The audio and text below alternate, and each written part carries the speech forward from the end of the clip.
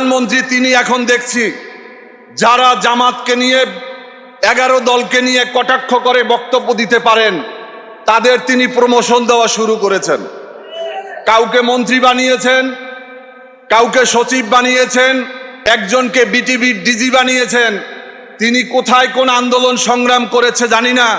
বিএনপির সাথে দীর্ঘ আন্দোলন সংগ্রামের শেষ মুহূর্ত পর্যন্ত আমরা ছিলাম, এদের কোথাও কোনো ভূমিকা আমরা দেখতে পাই নাই।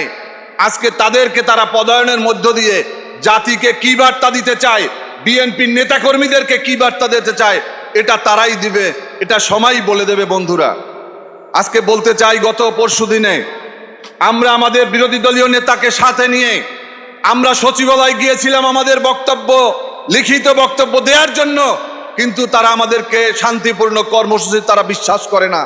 কিন্তু আমাদের বিরোধী দলীয় নেতা, আমাদের আন্দোলনের অভিভাবক, তিনি আমাদেরকে জোরপূর্বক সচিবালয় যেতে দেন নাই। তিনি যদি শুধুমাত্র হুকুম দিতেন, শুধুমাত্র সম্মতি দিতেন, নীরব সম্মতি দিলেও ওইখানে যে কয়জন পুলিশ ছিল আমাদেরকে আটকিয়ে রাখতে পারতো না। বন্ধুরা, আমরা শান্তিপূর্ণ কর্মসূচিতে বিশ্বাস করি। আমরা মব সৃষ্টি করতে সচিবালয় যাই নাই। তবে দেশের মানুষ দেখেছে যে বাংলাদেশের এই গণতান্ত্রিক আন্দোলন, ইনসাফ প্রতিষ্ঠার আন্দোলনের নেতা ডাক্তার শফিকুর রহমানের নেতৃত্বে গ্যাস, বিদ্যুৎ, পানির দাবিতে যে আন্দোলন চলছে, আমরা আমাদের এক কর্মসূচি তারা সুফল ভোগ করা শুরু করেছে। বন্ধুরা, আপনারা চেয়েছিলেন যে আপনারা সিন্ডিকেট করবেন, এই সিন্ডিকেট করে তেলের মতো, জ্বালানির মতো আপনারা আবার মূল্য বাড়িয়ে দেবেন। এরকম সুযোগ আপনাদেরকে আর কখনো কোথাও দেব না। প্রতি ইঞ্চি ইঞ্চিতে আমরা আপনাদের সাথে লেগে আছি। জনগণের স্বার্থ যেখানে বিঘ্নিত হবে সেখানে 11 দল ঝাঁপিয়ে পড়বে। আপনাদেরকে জনগণের উপরে আর কোথাও খড়গ হস্তে করতে আমরা দেব না। বন্ধুরা, সংগ্রামী বন্ধুরা আমার, আমরা একটি নতুন বাংলাদেশ চেয়েছি। আমরা খাই খাই মুক্ত একটি বাংলাদেশ চেয়েছি।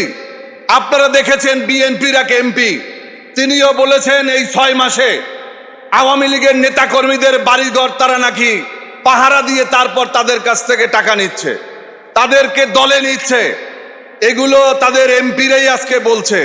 এজন্য বলবো যে এই বিএনপির ইতিহাস, যেমন বাংলাদেশে গণতন্ত্র ফিরিয়ে দেওয়ার ইতিহাস রয়েছে, তেমনি বাংলাদেশের অসংখ্য ঘটনা রয়েছে। তারা ঘোলা করে তারপরে তারা সেখানে সঠিক সিদ্ধান্ত নিয়েছে। যদি সেই 3 জোটের রূপরেখা 1990 সালের তা যদি তারা মেনে নিত 91 সালে ক্ষমতায় আসার পরে, তাহলে আর এখানে 187 দিন হরতাল করার দরকার ছিল না। কিন্তু তারা তা করেছে, আবার নির্বাচন দিয়ে 15 দিনের নির্বাচন দিয়ে তারপর তারা সেই দাবি পালন করেছে।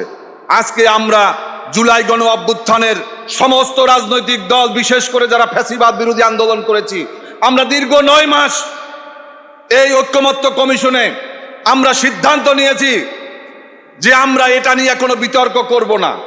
যারাই ক্ষমতায় যাবে তারাই এই রায় মেনে নেবে, তারাই জনগণের রায় চূড়ান্ত, গণভোটের রায়, গণভোটে ব্যালটে যা লেখা ছিল সেই দাবিগুলো তারা পূরণ করবে।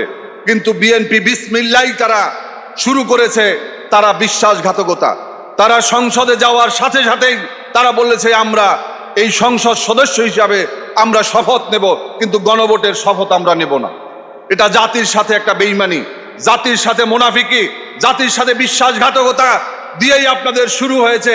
যার কারণে বলবো, আপনারা হয় গণভোটের রায় মেনে নিন। আমরা এখনো সরকার পতনের আন্দোলন শুরু করি নাই। তবে আপনারা যেই কাজগুলো করে যাচ্ছেন, আপনাদের এমপি মন্ত্রীরা যেভাবে আওয়ামী লীগের স্টাইলে নতুন করে দানবীয় কায়দায় এলাকায় মব সৃষ্টি করতেছে তাদের কারণে, এবং শিক্ষাঙ্গনগুলোতে এই ছাত্র শিবিরের নেতাকর্মীদেরকে, আমাদের যেই সমস্ত ছাত্র সংগঠন রয়েছে বিরোধী, তাদের উপরে রক্ত ঝরানো শুরু করেছে, ক্যাম্পাস দখল দেওয়া শুরু করেছে, চর দখলের মতো হল দখল শুরু করেছে।